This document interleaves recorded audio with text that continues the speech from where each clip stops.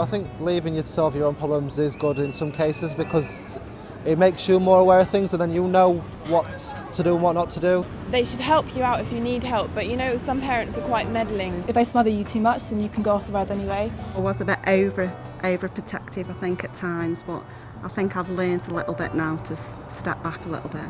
We want our teens to think for themselves, but it's a worrying time for them at the moment, and it may be worrying for you also, but we've got to let them go and let them make their own mistakes. I think it's a gradual process of letting go and giving up some of your control gradually. The only way they're going to learn is for them to try it out for themselves.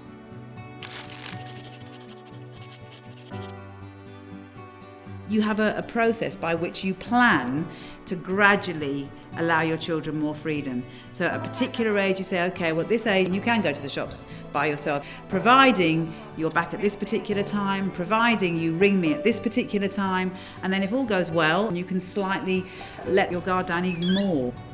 It's about developing trust. When I got to a certain age, as long as I told them where I was and if I was home at the right time and if I didn't abuse their trust, then it sort of grew from there.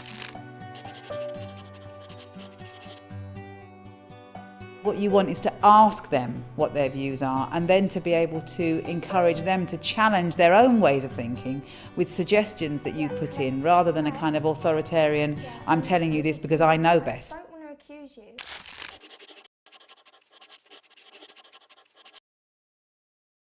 Sometimes it's through the talking and the reflecting and the discussing that you can actually encourage children to find their own way through. The way that they may choose to solve their issues may not be the same way that you may choose to solve your issues or problems. So it's about being flexible and basically allowing them to experiment.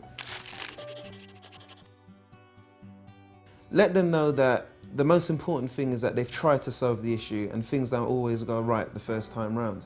They may actually be feeling foolish or ashamed, and you know, mistakes happen, it's a fact of life and there's nothing to feel embarrassed about.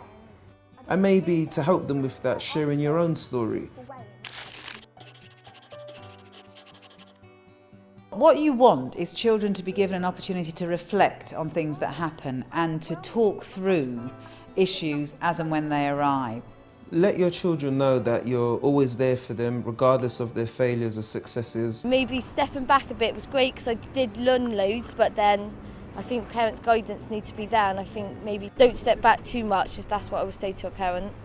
I think it's a really hard balance to strike because as a teenager I was really stubborn. I didn't want to hear anything my parents had to say. Sometimes I think she gets in a bit too much, and but most of the time I think it's okay for her to worry because I'm her child.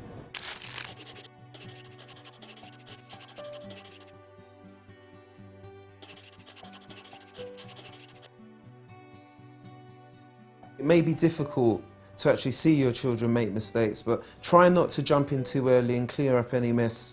Allow them to do that for themselves so they can learn from their own mistakes. And it's through that confidence and developing the self-esteem in young people that they become adults that are able to cope with the range of things that life throws at them.